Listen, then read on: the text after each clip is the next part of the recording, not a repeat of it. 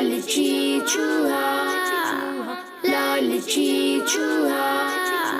ایک چوہے نے باورچی خانے میں سبزی کی ٹاکر دیکھی، ایک چوہے نے باورچی خانے میں سبزی کی ٹاکر دیکھی، اسے بھوک لگی ہوئی تھی، اس نے اپنے تیز دانتوں سے ٹوکری میں سوراخ کیا اور اندر چلا گیا۔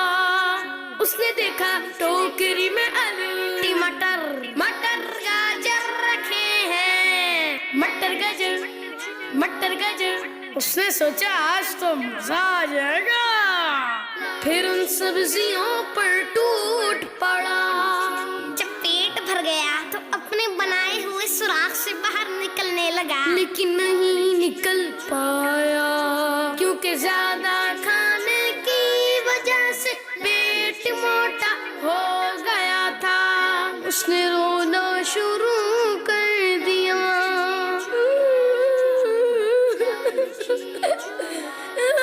وہاں ایک کبوتر آیا اور پوچھا میرے دوست کیا ہوا؟ چوہے میاں تم رو کیوں رہے ہو؟ چوہے نے اپنی کہانی سنا دی۔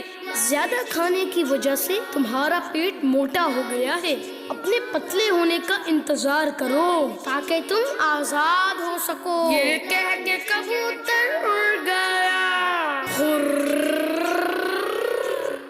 اتنے میں بلی آ گئی، ٹوکری میں چوہا دیکھا تو اسے پکڑا اور کھا گئی۔